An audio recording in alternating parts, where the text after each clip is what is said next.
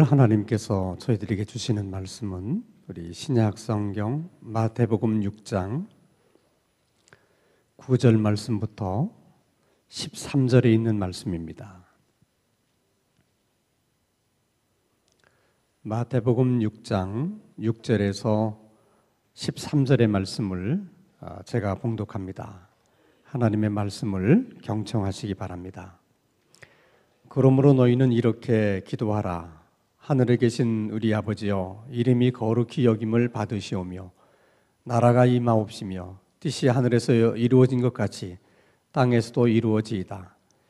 오늘 우리에게 일용할 양식을 주시옵고 우리가 우리에게 죄 지은 자를 사하여 준 것 같이 우리 죄를 사하여 주시옵고 우리를 시험에 들게 하지 마옵시고 다만 악에서 구하시옵소서.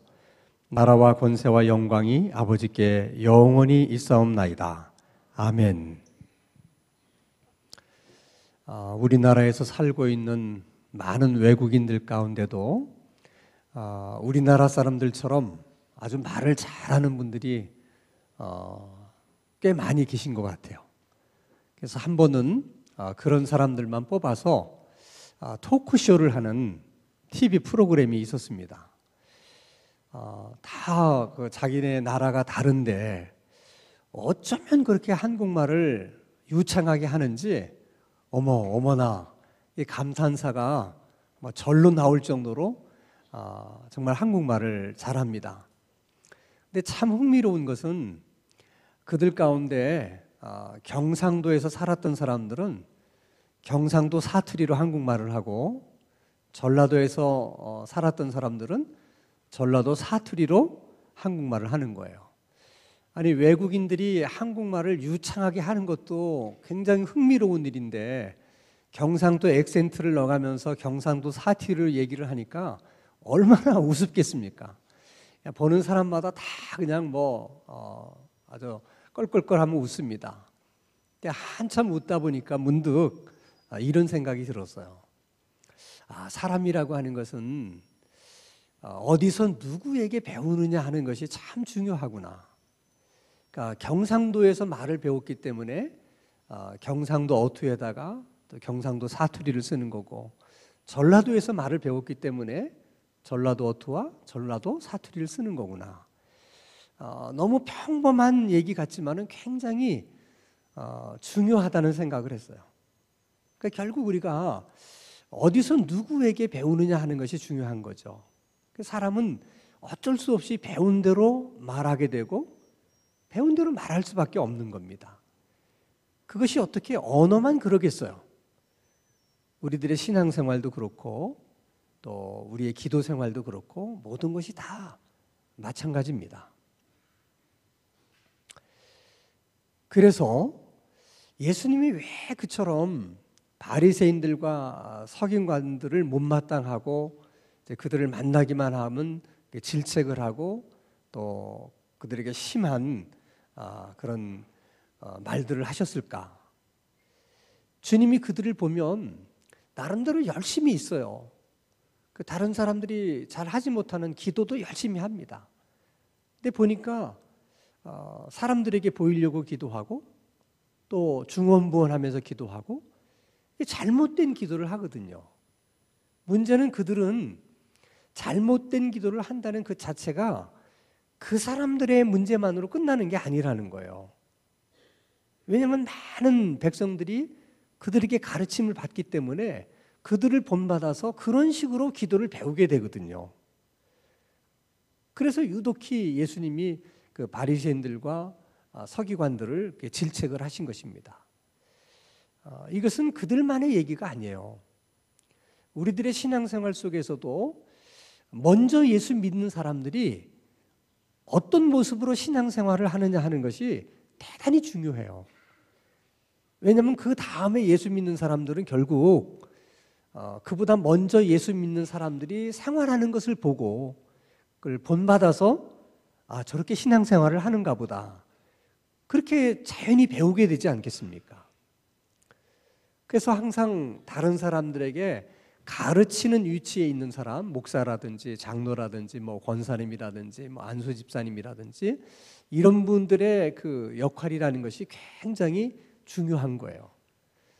그래서 오죽하면 야고보서에서 너희들은 그냥 선생님이 되려고 하지 마라. 그런 말씀을 했겠습니까? 그래서 항상 우리들은 특별히 남을 가르쳐야 되는 입장에 있는 사람이거나 또 신앙생활을 아주 오래전부터 오랜 시간 한 사람들은 늘 자기 자신에 대해서 이렇게 생각해야 돼요. 내 문제는 내 문제로만 끝나는 것이 아니고 이것이 이제 예수를 믿는 사람들에게 또 신앙의 초보에 있는 사람들에게 이렇게 저렇게든 내가 원하든 원치 않든 많은 영향을 주게 된다. 그런 생각을 늘 하셔야 돼요. 그래서 우리가 정말 신앙생활을 잘했는지 잘못했는지는 물론 이제 하나님 앞에 가서 정확한 판단을 받게 되겠지만은 혹시라도 어떤 분이 나는 우리 구역장이 너무 좋아 보여서 나도 구역장이 돼서 우리 구역장처럼 저렇게 해야 되겠다. 그래서 구역장 된 사람이 만약에 여러분 구역 가운데 있다면 그 구역장은 정말 잘하신 거예요. 또 우리 교인들 가운데도 난 목사님을 보고 나도 신학할 생각을 했습니다. 뭐 그런 분들이 있다면 그럼 또 목회를 잘한 거라고 볼 수가 있겠죠. 이렇게 다른 사람들에게 좋은 영향을 이렇게 주면서 신앙생활을 한다는 것이 그래서 참 중요한 것입니다. 오늘 주님은 서기관과 바리새인들이 나름대로 열심히 기도 생활을 했지만은 본받을 만한 기도 생활이 아니었기 때문에 그들의 잘못된 기도 생활을 비판하면서 제자들과 다른 사람들에게 이렇게 얘기합니다. 너희들은 이렇게 기도해라 하고 예수님이 기도를 가르쳐 주세요. 이것을 흔히 주의 기도라 얘기를 합니다. 주님께서 가르쳐 주신 이 주의 기도가 왜 중요한가 하면 우리가 무엇을 기도해도 하나님은 예수 그리스도의 이름으로 우리 기도에 응답을 하세요. 근데 그 예수님이 이렇게 기도를 해라 하고 가르쳐 주신 것은 이것은 하나님 아버지가 꼭 듣고 싶어 하는 기도고 하나님 아버지가 꼭 원하시는 기도이기 때문에 그렇게 기도만 하면 기도의 응답이 100% 보장이 되어 있는 그런 기도라는 거예요. 그래서 우리가 기도할 때 정말 하나님이 내 기도를 들으시는가가 궁금하고 또 정말 기도하면 기도대로 될까? 기도의 응답이 있을까? 이런 것들이 이제 많이 궁금하잖아요. 그래서 여러분들이 처음 기도 생활을 시작할 때는 기도 응답이 보장되어 있는 주님이 가르쳐 주신 그 기도를 가지고 기도 훈련을 하는 것이 중요한 겁니다. 그것은 어떻게 기도하든 주님께서 가르쳐 주신 기도로 하면 다 이루어집니다. 그래서 기도 훈련을 할 때 이 주의 기도문을 가지고 기도 훈련을 하는 게 중요하죠. 그렇게 훈련을 하다 보면 나중에 좀 응용을 하게 돼요. 조금씩. 그러나 그 주의 기도문을 기초로 해서 응용하는 기도는 어떻게 응용이 되든 그 기도가 응답받을 수 있는 아주 건강한 기도가 되고 또 믿음 있는 기도가 돼요. 그래서 이 주의 기도가 우리에게는 대단히 중요한 것입니다. 예수님은 기도를 가르치면서 이렇게 말씀하십니다. 너희는 이렇게 기도해라. 하늘에 계신 우리 아버지. 그러니까 모든 기도는 우리의 기도를 들으시는 대상인 하나님의 이름을 부르는 것으로서 기도가 시작이 되는 겁니다. 기도의 시작은 부르는 것으로부터 시작이 된다. 그래서 우리가 기도할 때 사랑의 하나님 아버지 또는 거룩하신 아버지 하나님 이렇게 여러 가지 이제 앞에 하나님을 묘사하는 그런 이제 단어들을 쓰면서 하나님의 이름을 부르잖아요. 우리가 이렇게 뭐 사랑의 하나님 또 거룩하신 하나님 이렇게 이름을 부르는 것은 하나님은 무소부지하신 하나님이라는 것을 우리가 알기 때문에 그래요. 하나님은 아니 계신 곳이 없습니다. 우리가 예배하는 이곳에도 있지만은 옆에 교회에도 계시고 미국에도 계시고 또 저 달나라에도 계시고 하나님은 온 땅에 계시지 않는 곳이 없으십니다. 그래서 그런 하나님을 가리켜서 우리가 무소부재하신 하나님이다. 그래서 우리가 하나님을 부를 때 그냥 사랑의 하나님이라든지 거룩하신 하나님, 뭐 또 천지를 창조하시고 섭리하시는 하나님, 그런 하나님으로 부르죠.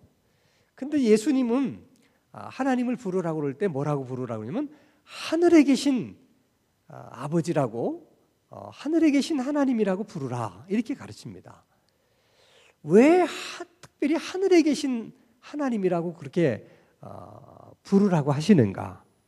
그것은 예수님 당시의 사람들은 오늘 우리처럼 하나님은 무소부재하시다, 이런 개념들이 없었어요. 그렇기 때문에 그렇게 가르쳐도 참 이해하기가 어렵죠.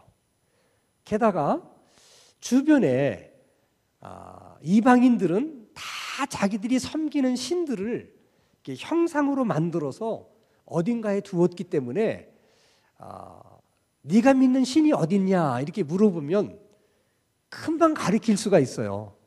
우리 집에 있다, 뭐 동네 입구에 있다, 여기 와서 봐라, 이게 우리가 믿는 신이다, 이게 다 얘기를 해요. 근데 하나님은 형상을 만들 수 없도록 하셨거든요, 계명에. 그래서 하나님은 형상이 없어요. 그래서 그들이 유태인들 보고 너희들이 믿는 하나님이 어디 있느냐 물으면 대답하기가 어려운 거예요. 형상이 없으니까. 그래서 할 수 없이 그들이 하늘에 계시다 이렇게 얘기를 한 거죠. 그럼 그들이 하늘에 계시다고 말하게 된 것은 경험 때문이에요.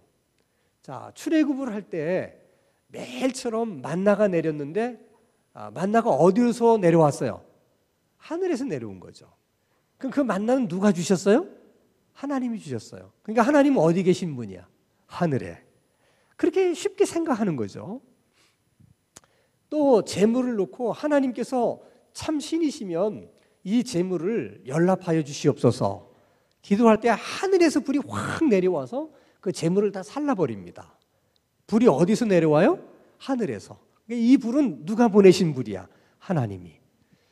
때로는 또 하나님의 음성이 들리는데 하늘에서 하나님의 음성이 들리는 거거든요. 그래서 하나님은 하늘에 계시는구나. 사람들이 그렇게 생각을 한 거죠. 그래서 유태인들은 기도할 때 하나님이 하늘에 계시기 때문에 항상 하늘을 쳐다보면서 기도를 했어요. 그 예가 이제 역대하 6장 13절을 보면 솔로몬이 기도하는 모습인데 제일 마지막 부분에 보면 그가 그 위에 서서 이스라엘의 모든 회중 앞에서 무릎을 꿇고 어디를 향하여? 하늘을 향하여 손을 펴고 기도했다. 이것이 유태인들이 일반적으로 기도하는 모습이에요. 자, 그런가 하면 우리 누가복음 18장 13절 말씀을 보면 자, 세리는 멀리 서서 감히 눈을 들어 하늘을 쳐다보지 못하고, 일반적으로 기도를 하면 하나님이 계신 하늘을 쳐다보고 기도를 해야 되는데 세리는 워낙 자기가 죄가 많은 사람이라고 생각했기 때문에, 부족한 사람이라고 생각했기 때문에 하나님을 쳐다볼 수 없어서 하늘을 향하여 얼굴을 들지 못하고 그냥 자기 가슴을 치면서 하나님 저는 죄인입니다, 이제 그렇게 기도했다는 거예요. 자, 그러면 하나님은 하늘에 계신다면 도대체 하늘 어디쯤에 계실까? 이게 또 이제 궁금한 거잖아요. 도대체 하나님은 하늘에 계시면 또 어떤 모습으로 계실까? 이런 것들이 궁금해요. 예전에는 하늘이라고 하는 것이 그냥 우리들이 눈으로 볼 수 있는 이 하늘, 이것만 하늘이라고 생각했는데 나중에 알고 보니까 하늘이 하나의 하는 말이 아니라는 거예요. 그래서 고린도후서 12장 2절 말씀을 보면 이것은 이제 사도 바울이 흔히 하는 말로 이제 입신했을 경우에 자기의 이제 체험담을 얘기하는 거예요. 내가 그리스도 안에 있는 한 사람을 알았니? 그는 14년 전에 몇째 하늘로? 셋째 하늘로 이끌려 간 자라. 그러니까 세 번째 하늘에 다녀왔다는 거예요. 그러니까 하늘이 몇 개가 있다는 겁니까? 세 개가 있다는 거예요. 그러니까 우리 눈으로 볼 수 있는 이 하늘은 대기권 안에 있는 하늘이에요. 그리고 대기권을 벗어나게 되면 우주라고 하는 하늘이 있습니다. 자, 그럼 여러분 생각에 우주라는 하늘이 얼마나 넓습니까? 그렇죠? 근데 그 우주라는 하늘이 끝이 있을까요? 없을까요? 예, 과학자들 중에도 의견이 나뉘어요. 이게 우주는 너무 광대해서 지금도 우주는 만들어지고 있는 중이기 때문에 우주는 끝이 없다, 이렇게 주장하는 사람이 있는가 하면, 하여간 이 땅에 만들어진 것은 시간이든 물질이든 다 끝이 있다. 이게 너무 광대해서 우리 머릿속으로 얼마나 넓은지 감이 안 잡힐 뿐이지 우주도 끝이 있을 거라는 거예요. 그러면 그 우주의 끝을 넘어서면 뭘까? 그걸 셋째 하늘이라고 생각해요. 그러니까 우주 끝을 넘어서게 되면 차원으로 보면 3차원의 세계가 아니고 4차원의 세계인 거죠. 그러니까 하나님께서 이 첫째 하늘과 둘째 하늘을 만들기 전에도 그 셋째 하늘에 계시면서 많은 천사들을 창조하셔서 그 셋째 하늘에 천사들과 함께 하나님이 계셨어요.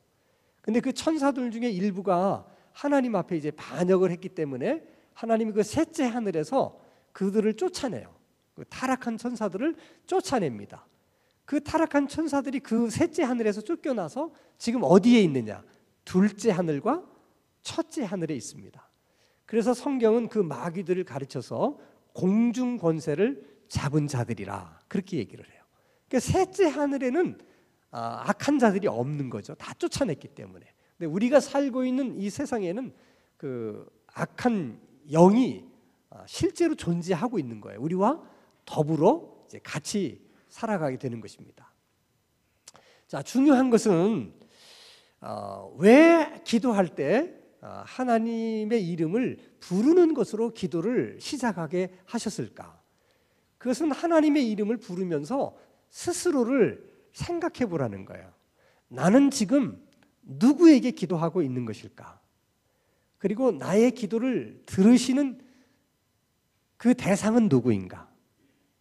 또 나는 어떻게 해서 하나님에게 기도를 할 수 있는 것이며, 또 하나님은 무엇 때문에 내가 하는 기도를 들으시는 것일까? 이런 것들을 생각하면서 기도하라는 거예요. 아무 생각 없이 누가 듣든지 나는 상관없이 기도한다가 아니고, 나는 정확하게 누구에게 기도하는지를 알고, 그리고 왜 내가 그 사람에게, 그분에게 기도를 해야 되느냐, 이것도 알아야 된다는 거예요. 그리고 왜 우리는 하나님에게 꼭 기도를 해야 되는 것이고, 또 하나님은 무슨 이유로 우리가 기도를 하면 들으시는 것일까? 그것은 하나님과 우리의 관계가 아버지의 관계이기 때문이라는 거예요. 그래서 하늘에 계신 우리 아버지라고 부르라는 거예요. 그러니까 기도를 들으시는 것은 하나님 입장에서는 우리들이 다 그분의 자녀이기 때문이고, 우리가 하나님 앞에 기도할 수 있는 것은 그분이 우리의 아버지가 되시기 때문에 그렇다는 거예요. 그러니까 하나님의 참 자녀가 아닌 사람은 기도할 수도 없고 기도해서도 안 돼요. 하나님의 자녀가 아니신 분은 기도를 해도 아버지가 안 계시기 때문에 그 기도를 들을 분이 계시지 않아요. 그래서 기도라고 하는 것은 그런 의미에서는 참 특권이고 은총이고, 그저 우리가 하나님을 아버지라고 부르는 것만으로도 엄청난 은혜예요. 여러분, 이 세상에는 하나님이 창조하신 피조물들이 가득 차 있습니다. 우리 눈에 모든 보이는 것들이 하나님이 창조하신 것들이에요. 근데 그 모든 피조물들과 하나님과의 관계는 창조주와 피조물의 관계입니다. 물론 우리도 하나님께 지음 받았기 때문에 하나님과 우리 사이는 창조주와 피조물의 관계입니다. 그러나 인간만은 창조주와 피조물의 관계이면서 동시에 아버지와 자녀의 관계가 된다는 거예요. 이런 관계는 천사들 사이에서도 없어요. 오직 누구에게만 있느냐? 구원받은 하나님의 백성들에게만 그런 관계가 주어지는 거예요. 그러니까 여러분, 우리에게 이 땅에 아버지만 있는 것이 아니라 저 하늘에 또 다른 아버지가 계시다. 그 아버지는 천지를 창조하시고 또 우리를 사랑하셔서 예수 그리스도를 이 땅에 보내셔서 나를 대신해서 십자가에 죽게 하신 그 하나님이다. 그 아버지가 저 하늘에 계시다. 그래서 우리가 그 아버지를 생각하면서 하나님 우리 아버지 이렇게 기도하면 그냥 기도하는 것만으로도 그냥 얼마나 은혜가 되는지 몰라요. 그렇게 우리가 살아갈 수 있다는 것이 큰 복인 줄로 믿습니다. 세상의 아버지가 못마땅할 때는 하늘의 아버지를 부르세요. 하늘의 아버지는 세상의 아버지와는 다릅니다. 세상의 아버지는 우리를 많이 실망시킬 수 있지만 하늘의 아버지는 그렇지 않아요. 그러니까 세상의 아버지 때문에 속상하신 분들은 하늘의 아버지의 이름을 부르시고 그 아버지에게 위로를 많이 받으세요. 우리에게 또 다른 아버지가 있다는 것도 얼마나 큰 은혜인지 모릅니다. 근데 그 아버지를 부르는데 하늘에 계신 내 아버지 이렇게 부르라고 말하지 않고 우리 아버지라고 부르라는 거예요. 이게 참 중요해요.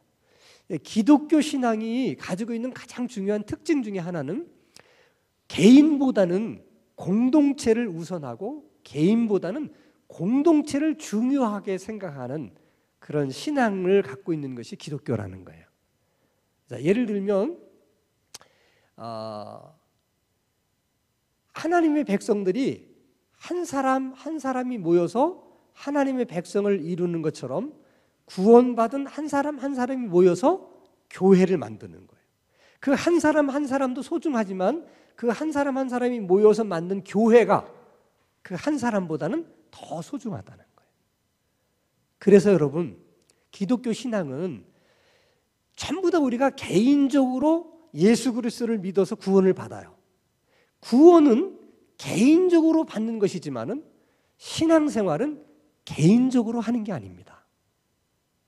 반드시 신앙생활은 공동체 속에서 해야 되는 거예요. 그래서 불교에서 말하는 절과 기독교에서 말하는 교회는 전혀 달라요. 의미가. 절이라고 하는 집은 스님들이 수련하기 위해서 만든 집이에요. 거기는 불교인들이 가야 되는 곳이 아니고 스님들이 머무는 곳입니다.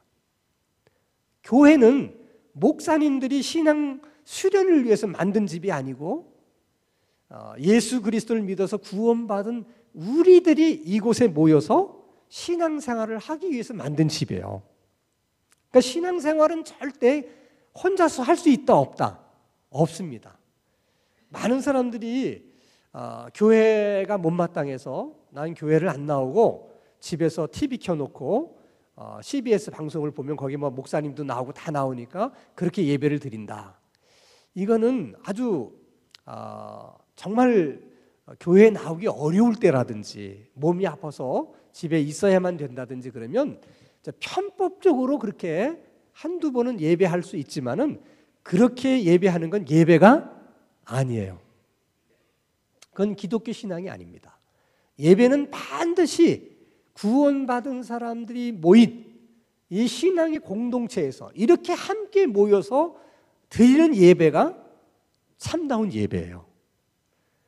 그러니까 우리라고 하는 말을 이렇게 부르도록 한 것은 굉장히 중요한 의미가 있는 거예요. 그러니까 우리들이 신앙생활을 하려면 나 혼자서 할 수 없어요. 우리가 신앙생활을 하기 위해서 누가 필요합니까? 우리가 필요한 거야. 그러니까 옆에 앉아있는 그 여러분들이 소중한 거예요. 옆에 앉아있는 그분들 때문에 우리가 예배할 수 있는 거예요. 서로가 그렇게 생각해야 돼. 그러니까 우리들이 자꾸 이제 불교적인 영향을 받고 이렇게 무슨 뭐 도교적인 영향을 받고 그래서 기독교 신앙도 그렇게 생각하려고 하는 분들이 많아요. 그냥 보기 싫은 사람 있으면 그냥 안 보고 나 혼자 그냥 가서 뭐 무릎 꿇고 기도하고 예배드리고 나 이렇게 하나님하고만 한다. 그러면 그게 속편하고 신앙생활이 좋을 것 같지만은 그건 신앙생활이 아니라니까요. 반드시 공동체 안에서 살아야지만 그게 신앙생활이에요. 그러니까 항상 우리는 그러기 때문에 같이 신앙생활을 하는 사람들을 소중하게 생각해야 돼. 지금도 한번 옆에 분들을 한번 쳐다보세요. 바로 여러분이 보고 있는 그분들 때문에 우리들이 신앙생활을 할 수 있는 거야. 그래서 고마운 마음을 가져야 돼요. 그러니까 절대로 예수 믿는 사람끼리 시기한다든지 미워한다든지 그런 일이 있어서는 안 되는 거예요. 저분 때문에 우리가 신앙생활을 한다. 그러니까 기도도 마찬가지예요. 우리 하나님이라고 우리가 부르면서 기도하기 때문에 나만 잘 되겠다고 내 기도만 해서는 안 된다는 거예요. 그건 참다운 기도가 아니에요. 공동체라는 건 내가 잘 되는 것처럼 다른 사람도 잘 되기를 바라야 돼요. 내 자식이 서울대학 가면 다른 자식들도 서울대학교를 가기를 바라는 마음이 있어야 되지, 서울대학교를 아무나 가냐, 내 자식만 가는 거지, 이런 마음을 가지면 안 된다는 거야. 그러니까 예를 들어서 우리 자식을 서울대학교 보내달라고 기도하면 반드시 기도하면서 집사님 자녀도 권사님 자녀도 꼭 서울대학교 갈 수 있게 해주세요, 이렇게 같이 기도를 해야 된다.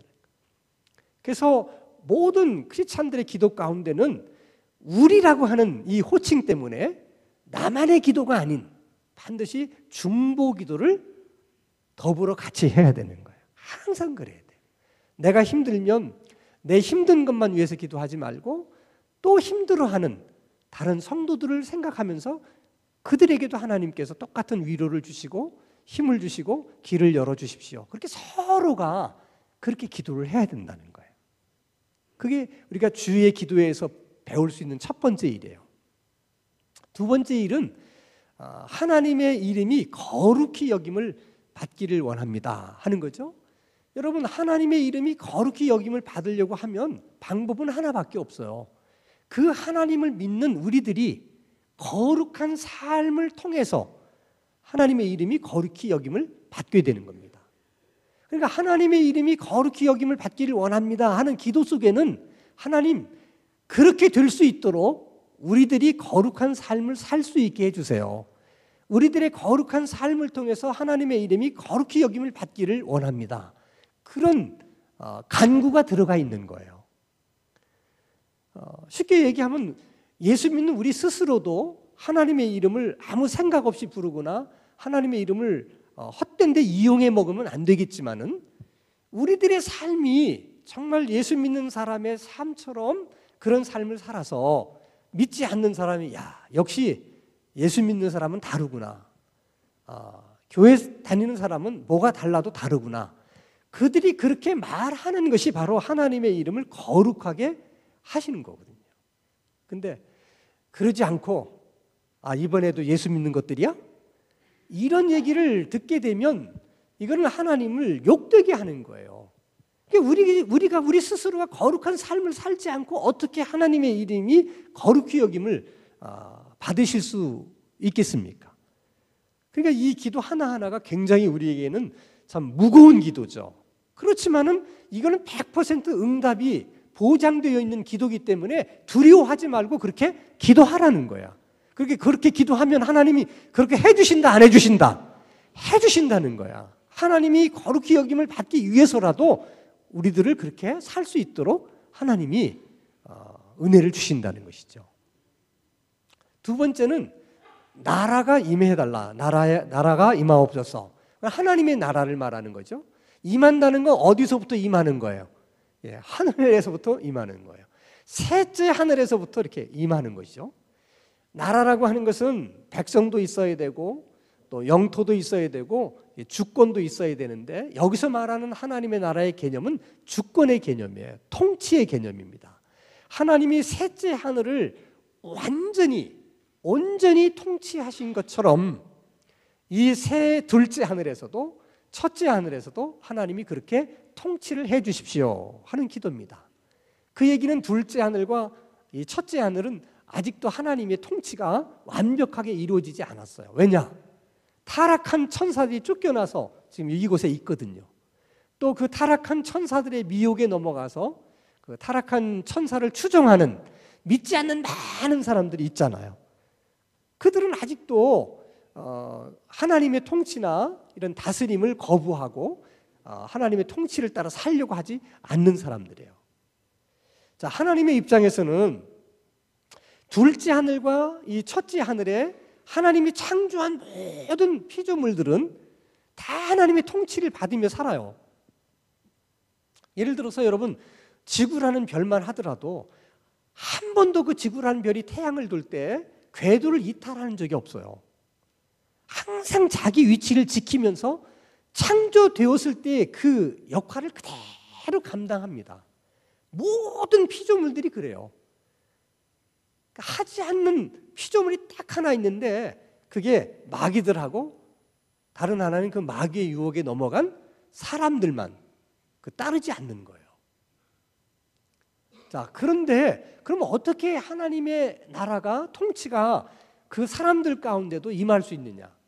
가장 좋은 방법이 예수를 믿는 거예요.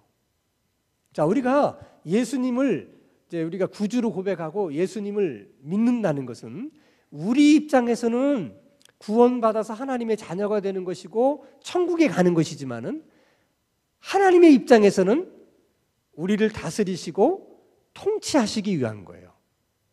그게 구원이야. 그러니까 우리 입장에서만 구원을 생각하시면 안 돼요. 내가 예수를 믿겠다고 결심하는 순간 내가 하나님의 자녀가 되는 것이 분명하고 천국에 갈 수 있게 된 것이 분명하지만은 다른 면에 있어서는 하나님의 통치를 받겠다고 하나님 앞에 서원하고 약속한 거거든요. 그러니까 하나님의 통치를 받아야 되는 거예요. 자, 우리가 이런 얘기를 많이 해요. 왜 교회를 다닌 지 20년, 30년 됐는데 사람이 안 변하는지를 모르겠어요. 나이를 먹어도 사람의 성질이나 기질은 바뀌지 않는 것 같아요. 그래서 그것을 뭐 성격이나 기질 탓으로 돌리는 경우가 많아요. 그런 부분이 아주 없는 건 아니지만은 그것 때문에 안 변하는 게 아니에요. 왜 안 변하느냐? 삶의 주인이 바뀌지 않아서 그런 거예요. 우리가 예수를 믿는다는 것은 이제 그분의 통치를 받겠다고 하는 거거든요. 그래서 내 주인의 자리를 그분에게 넘겨드리는 거예요.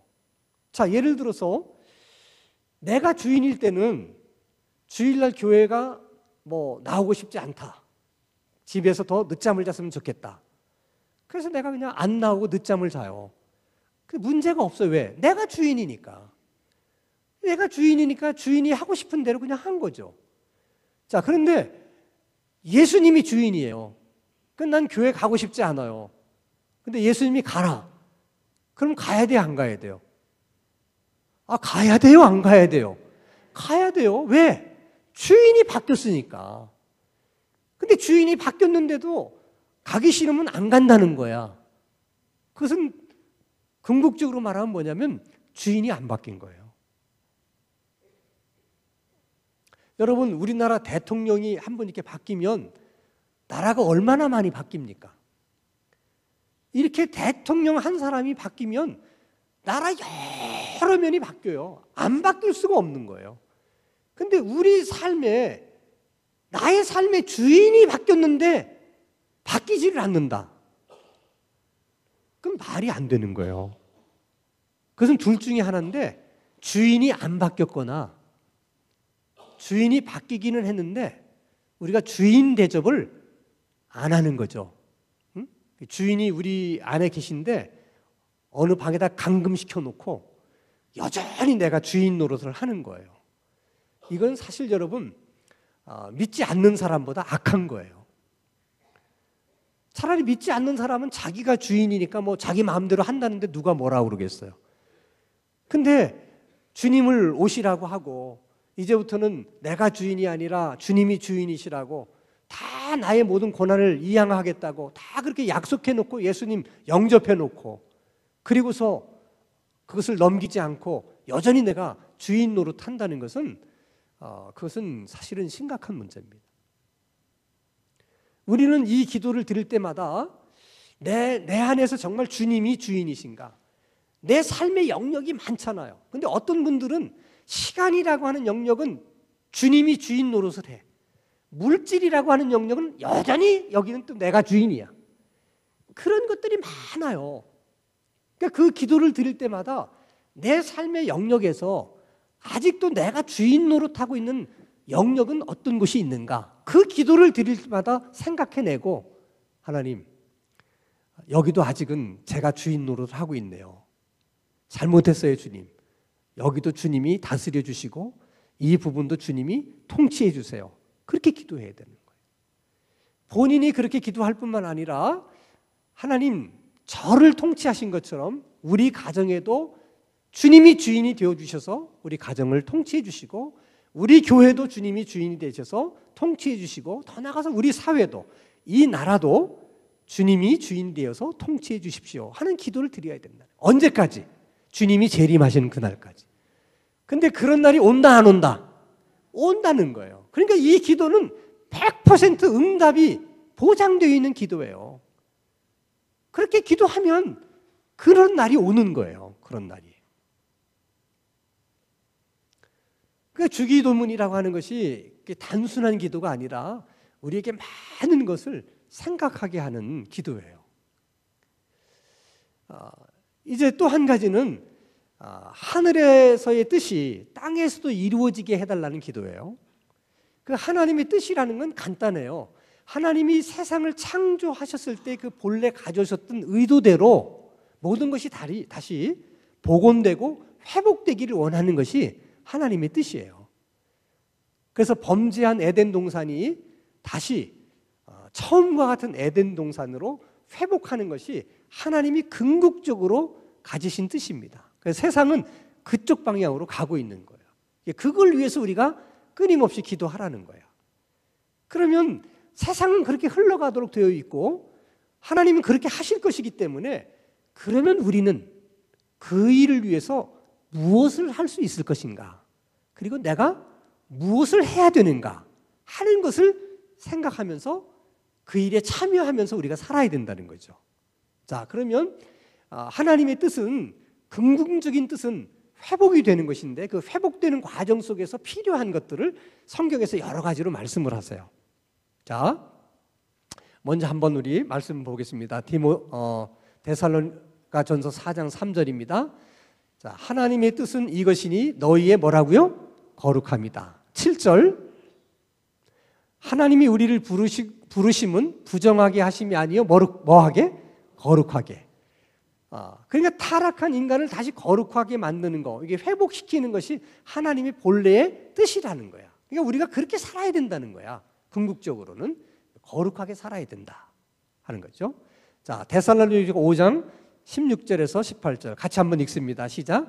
항상 기뻐하라, 쉬지 말고 기도하라, 범사에 감사하라. 이것이 그리스도 예수 안에서 너희를 향하신 하나님의 뜻입니다. 이게 거룩하게 된 자들은 어떤 삶을 살게 되느냐?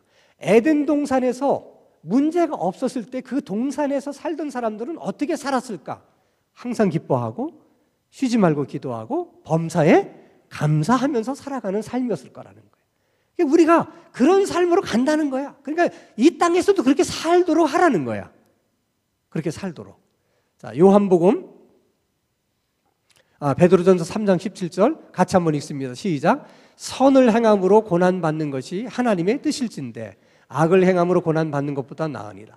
자, 선을 행함으로 고난받는 것이 하나님의 뜻이다. 이 얘기는 우리가 다른 사람들을 섬기는 것이 하나님의 뜻인데 그 섬기는 일 때문에 칭찬을 들을 때도 있지만은 섬기는 일 때문에 오해를 받고 또 섬기는 그것을 있는 그대로 사람들이 받아들이지 않아서 우리를 힘들게 하고 오히려 섬기는 것 때문에 욕먹고 그런 경우도 있을 수 있지만 그럼에도 불구하고 그것이 하나님의 뜻이기 때문에 사람들은 뭐라고 얘기하든 우리가 섬기는 일은 꾸준히 해야 된다는 거야. 그렇게 살라는 거야.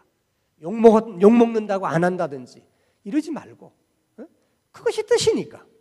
그러니까 우리가 늘 섬기면서 살라는 것이죠.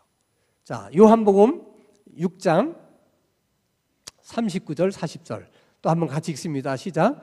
나를 보내신 이의 뜻은 내게 주신 자 중에 내가 하나도 잃어버리지 아니하고 마지막 날에 다시 살리는 이것이니라. 내 아버지의 뜻은 아들을 보고 믿는 자마다 영생을 얻는 이것이니 마지막 날에 내가 이를 다시 살리리라 하시니라. 그러니까 아버지의 뜻은 예수 안 믿는 사람들이 예수님을 믿어서 영생을 얻는 거예요. 우리로 말하면 전도하는 것이죠. 그래서 결국은 우리가 거룩한 삶을 살아간다는 것은 늘 하나님 앞에 예배하는 삶을 사는 것이고 또 전도하는 삶을 사는 것이고 또 이웃들을 섬기면서 사는 삶이라는 거예요. 그게 우리 교회가 지향하고 있는 신앙의 목표예요. 예배를 우리 삶의 우선순위에 두고 우리가 전도하는 일, 영혼을 구원하는 일을 우리에게 가장 큰 관심사로 가지고 섬기는 일을 우리 삶의 기본 자세로 삼자. 그렇게 사는 것이 결국은 하나님의 나라를 회복시켜 가는 것이고 우리들을 원래 의도하신 그런 사람들로 회복되어지게 만든다는 것이죠. 우리가 이 땅에 뭐 3년을 살든 30년을 살든 우리가 이 땅을 살아야 가장 중요한 이유가 바로 이 이유 때문인 거예요. 그렇게 해서 하나님의 뜻이 이 땅에 이루어지고 하나님의 통치가 이 땅에 이루어지기를 바라는 그 일을 위해서 우리가 사는 것이죠. 우리가 무엇을 하며 살든지 어떤 직업을 가지고 살든지 중요한 건 거기에 있다는 거예요. 그러기 위해서는 여러분들이 주의 기도문을 일단 다 외우셔야 돼. 예전에는 우리가 세례문답을 할 때 꼭 3가지를 물어보는 게 있었는데 주기도문을 외우십니까? 사도신경을 외우십니까? 십계명을 외우십니까? 이거 꼭 3가지는 외워야 세례를 줬어요. 근데 많은 분들이 그때 세례받기 위해서 주기도문을 외우고 나서는 아무 생각 없이 주기도문을 이렇게 하는 경우가 있어요. 그건 마치 바리새인과 서기관들이 주문을 하듯이 중언부언하는 기도야. 그렇게 하지 말고 하나님 아버지 이름을 부른다는 의미가 뭐고 그 하나하나를 지금 제가 여러분들에게 생각한 것, 말씀드린 것처럼 그런 것들을 생각하면서 내가 어떻게 해야 되겠다. 그렇게 기도하는 것입니다. 적어도 하루에는 한 번쯤 이 주의 기도를 생각하고 주의 기도대로 기도할 수 있는 우리 모두가 될 수 있기를 주님의 이름으로 축원합니다. 거룩하신 아버지 하나님, 이 세상을 창조하신 하나님께서 우리의 아버지 되어주심에 저희들은 무한 감사를 드립니다. 아버지 되시는 하나님께 기도하는 일을 너무 힘들게 어렵게 생각하지 않을 수 있는 그런 귀한 믿음과 은혜를 더하여 주시옵소서. 주님께서 가르쳐 주신 주의 기도의 의미를 늘 생각하며 매일 주님의 기도를 드릴 수 있는 저희들의 기도 생활이 되게 하여 주시옵소서. 예수님 이름으로 기도하옵나이다. 아멘.